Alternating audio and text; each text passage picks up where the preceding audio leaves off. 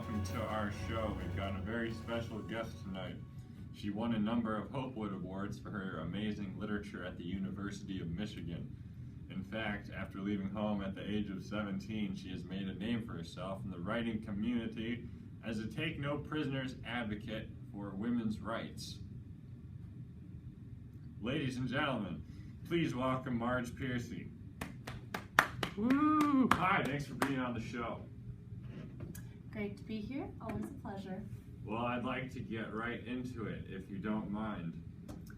Not at all. The people I love the best jump into work head first. See what I did there, incorporating my poetry in them? You know, that's exactly what I wanted to talk to you about. You mentioned that is something very important to you, and we can definitely see that here in your writing, which I can read an excerpt from your poem, To Be of Use. Great one. That is a good poem. I love people who harass themselves and ox to a heavy cart, who pull like water buffalo with massive patience, who strain in the mud and the muck to move things forward, who do what has to be done again and again. I can definitely tell from the powerful imagery that you care deeply about the topic. I do. So, what exactly is the message that you want to give your readers, and what inspired you to write about this topic in particular? Well, what I really wanted to capture and show the reader is the importance of hard work and progress. With the world the way it is, with half the population being confined to a small societal role created by outdated Victorian values that continue to marginalize and silence women across the world, there are a lot of calls to action followed by a whole lot of empathy. Time and time again, we identify a problem that we can solve in society, or even just personally, we have some sort of achievable goal that we are unwilling to roll up our sleeves and just pursue. I want to show the reader that there is some value and satisfaction from hard work by giving them examples of these rough and dirty times, but a worthwhile struggle. Yeah, I feel like that's one thing you do really well, is that you show. You don't tell. In many ways, these details provide a more convincing argument than logical progression or thought could. Much of the work that you describe is, as you say, common as mud and undesirable, but with words like satisfies, sure strokes, and common rhythm, and the beautiful imagery you use to describe these things, you give this type of work a feeling of not only necessity, but also notability. I think that's really great. Well, thank you. And to answer your other question, this idea of hard work is especially important to me. As I am the first in my family, to go to college, I have been blessed with these amazing opportunities, and if I let them pass by me, well, God knows what I'd be doing right now. But you mentioned before that much of this relates directly with the women's rights movement. How did your hard work in that struggle affect your poem, Barbie Doll? That is one of my favorites. That is one of my earliest poems, so the idea there is what really called attention to this pattern, that where women aren't being treated as actual humans. Really, throughout our lives, we are treated like Barbie dolls, where all of the focus is on the exterior, not the interior. And outwardly, this may not seem so bad, but after all, shouldn't we be happy at everyone complimenting our little rosy red cheeks and our pretty dresses? But the fact is that we aren't dolls. No one is going to remain innocent and pretty forever, nor should we have to try to. There is much more to a person than what you understand just by looking at her. Exactly, and you really expose the truth, not only the impossible standards, but society's seemingly inability to see past a superficial exterior. Or in this case, past a big nose and fat legs. Yeah, in fact, all but the last stanza, I have this type of shift. Each stanza ends with some sort of reference to a fat nose and thick legs. In this way, all of her positive traits, including intelligence, abundant sexual drive, and manual dexterity, become less important.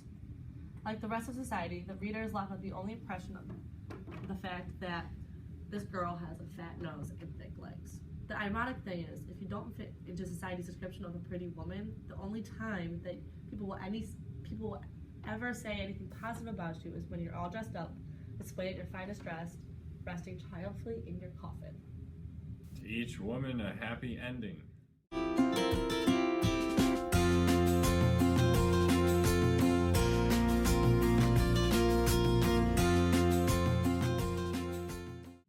Well, on that happy note, I think it's time for some fan art.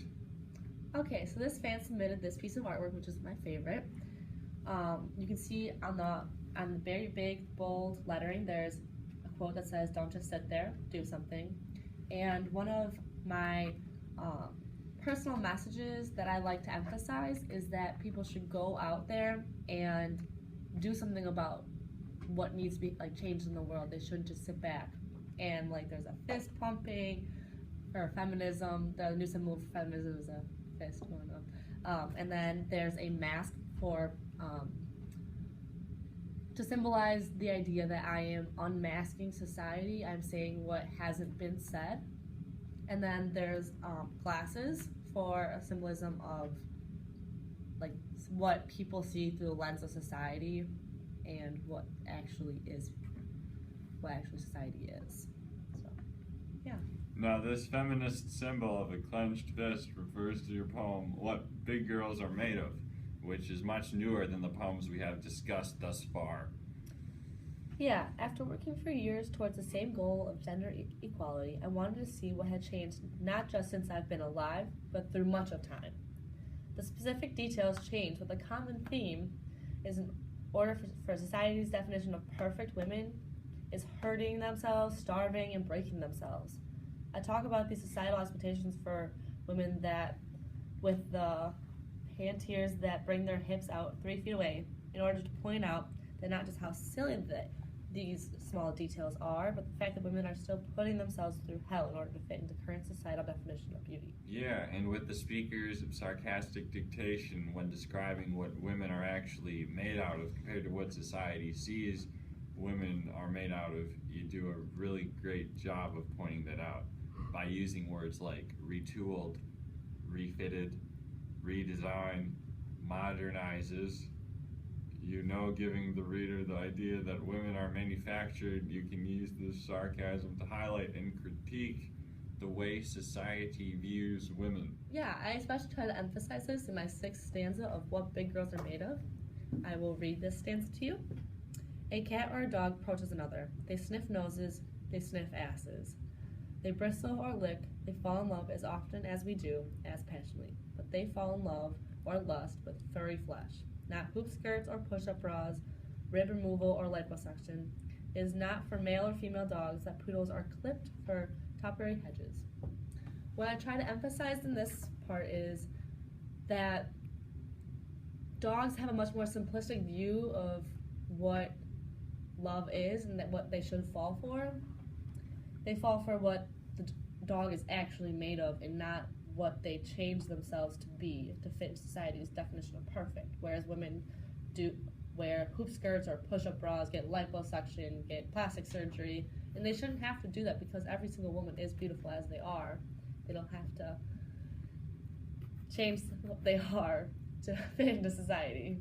Thank you for your time. We're going to have to end it here, but next we're going to have Robert Frost.